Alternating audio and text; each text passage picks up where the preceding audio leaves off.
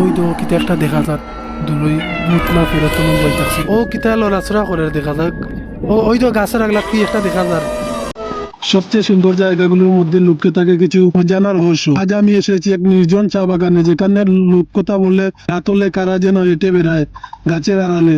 তারা মানুষ নয়, তারা অভিতপ্ত আত্মা। এই চা বাগানটা দিনের বেলা যতটা সুন্দর, রাতের বেলায় ততটাই ভয়ঙ্কর। স্থানীয়দের মতে বহু বছর আগে এখানে এক মেয়ে নিখোঁজ হয়েছিল।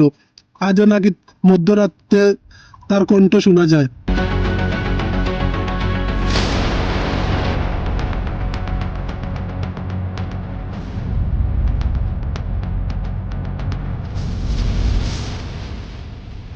মানুষের তো যেন দিনের বেলা কোনো শব্দ পাওয়া যায় না বা কোনো সমস্যা নাই, খুব সুন্দর কিন্তু একটু ভয়ঙ্কর ভয়ঙ্কর লাগে এর দিনও।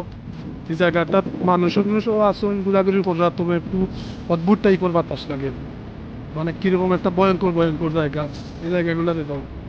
এই জায়গাগুলো তো আমরা এখন রাতের বেলা থাকবো এই জায়গাতে, রাতের বেলা থাকিয়ে দেখবো এই জায়গাতে কোনো ভয়ঙ্কর কিছু দেখা যায়নি। ভালো লাগে থাকা আমরা এনে রাত পর্যন্ত থাকবো। এখন আমরা আছি রাতের বেলা, এখন প্রায় সন্ধ্যা 7টার উপরে বাজে।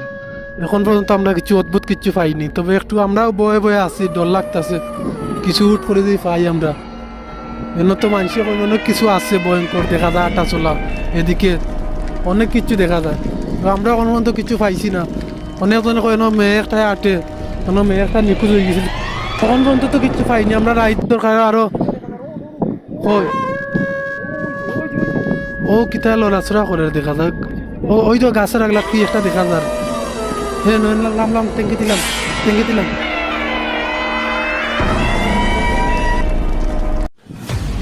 আমরা এনো রাতের বেলা এনো দেখছি ভয়ঙ্কর কিতা একটা লড়াচড়া আছে।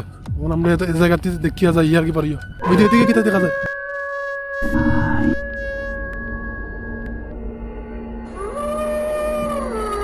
ওই তো কিতা একটা দেখা যাক দুলই ভূত না ফেরত বই থাকছি। আমরা এখন বাড়ি চলেন দিয়ে যাই গিয়ে বারবার গেছি না।